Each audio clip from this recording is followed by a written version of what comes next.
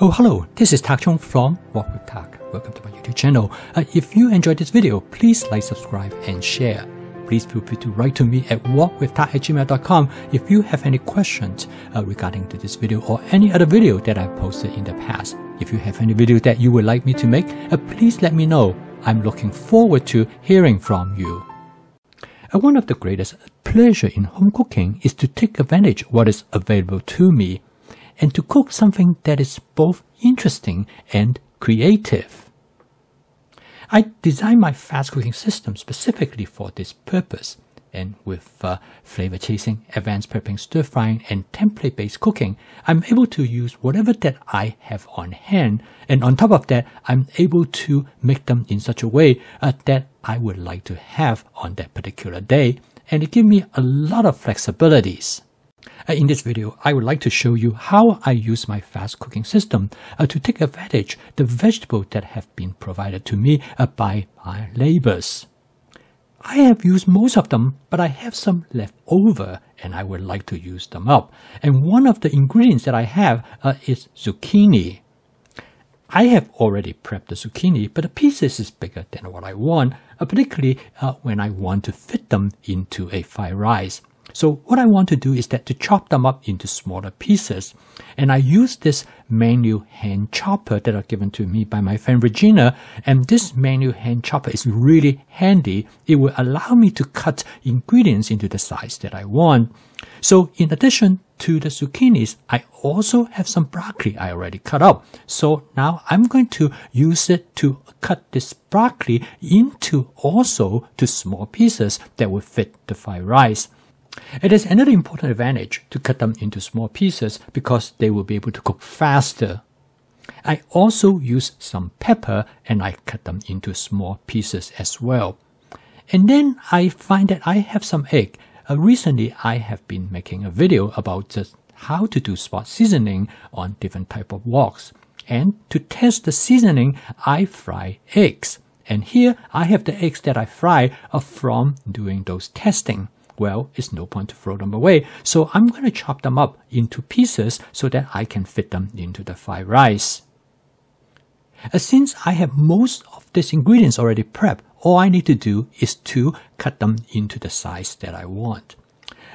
When I walk into the kitchen, the first thing I did is that I went into the freezer and got some salmon. My wife loves salmon, and I freeze some salmon, and which I'm going to thaw them out.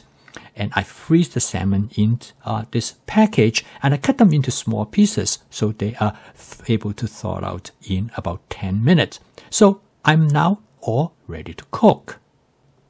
I'm going to cook this salmon separately from the fried rice because salmon takes a bit of time to cook, and I'm going to shallow fry it.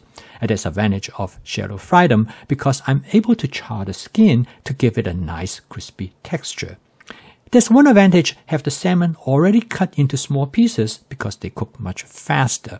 Another advantage is that I can treat individual pieces of the salmon separately, so I can control their doneness. And for the salmon that cook faster, I can turn them, and those are ready. I can remove them, so I don't have to worry about either overcook them or undercook them. And the flavor of the salmon is not affected by this approach at all.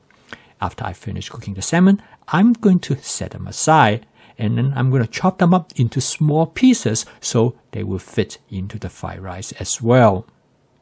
You notice that when I cook the salmon, the oil from the skin of the salmon are being extracted, and this actually contains rich in omega-3 fatty acid. So they are very nutritional. So obviously I want to keep them.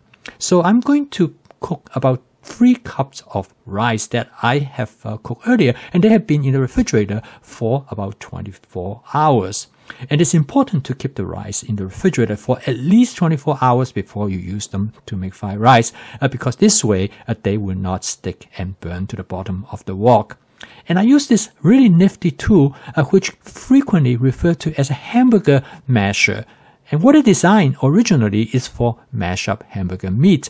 particularly when you want to make spaghetti and you want the hamburger meat to be broken up. And when I saw my friend Sandy using this for making spaghetti sauce, I immediately recognized the importance and also the wonderful application for breaking up rice. Before I discovered these tools, I usually make a big mess when making fried rice, because what I'm trying to do is that I will try to use a wok spatula to hack up the fried rice. And in this case, it really do not work very well, and I end up with a lot of rice on the stove as well as on the floor, which is not very nice at all, because then I have to stop to clean it up. Now this way it works so much better because it allows me to now use the wok spatula to break them up. A good fried rice is that you want the kernels of the rice as separate as possible. Okay, now I add the broccoli to the fried rice. Now I add the broccoli before I add other vegetables for one reason, because the broccoli takes a bit longer time to cook. The stem of the broccoli tend to be quite crisp, and if you want it to cook into the soft texture, you need to cook them for a longer period of time.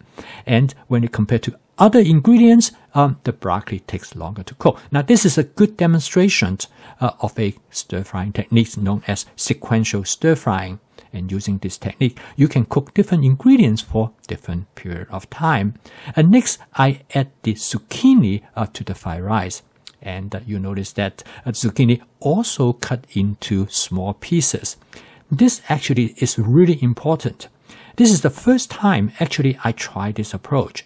And I must tell you, the fried rice turned out much better than what I did before. I used to leave the zucchini in bigger pieces, and they tend to not blend into the fried rice. A good fried rice is that when all the ingredients are blended together, you can taste them, but you do not have them affect your culinary pleasure.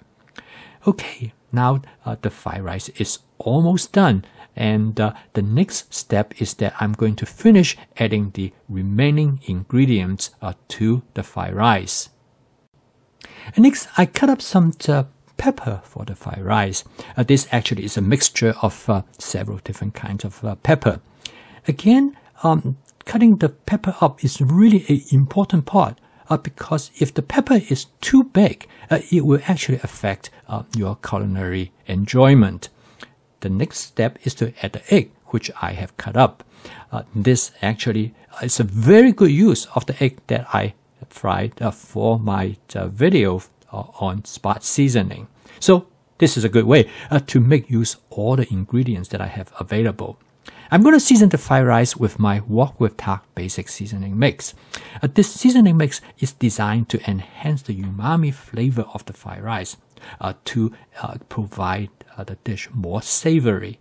And the consequence is that because this will allow you to also enhance the flavor of the fresh ingredients.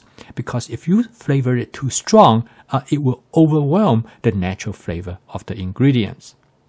Now I'm going to add the salmon. Obviously, I add the salmon at the very end because I do not want to cook the salmon, and this is just the right time to add the salmon. All I need to do now is to mix all the ingredients together, and now the dish is done. And so I have turned off the burner, but since I have an electric stove, I know the heat will remain for a little while, so I need to keep that in mind. Next, I'm going to season the dish with about 1 tablespoon of oyster sauce, a very light seasoning, basically just to provide some extra savory to the fried rice.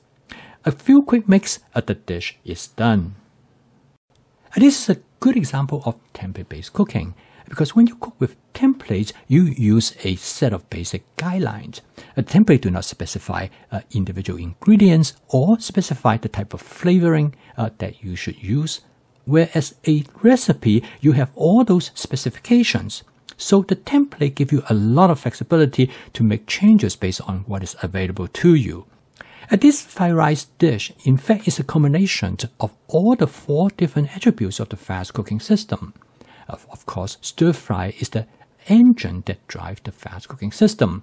And advanced prepping is important because advanced prepping will allow you to cook with efficiency by having the ingredients already ready for you to cook. And this saves time and also make the cooking more fun and enjoyable. Template-based cooking provide you with a set of basic guidelines that you can cook a dish and making substitutions according to what is available to you and also what your preference for the flavor and the taste on that particular moment. And of course, flavor chasing will allow you to continue to make adjustment to the dish. And flavor chasing is a combination of your experience that you gain from template-based cooking. And through those experiences, you can predict what the dish is going to be like. And then you make adjustment as you are cooking the dish.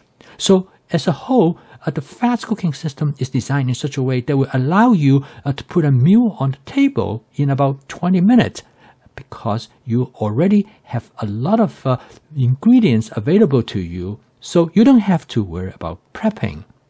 So this is the goal of my fast cooking system because ultimately I realized that home cooking has to be spontaneous and intuitive because this is time when you enjoy the process and this is when you actually will make home cooking as part of your daily routine because most of us do not have the time. But home cooking is also important to create a flavor that you love and enjoy because once you become your own very best cook, home cooking becomes sustainable because you do not want anybody else to cook for you. So keep on cooking and I will see you tomorrow.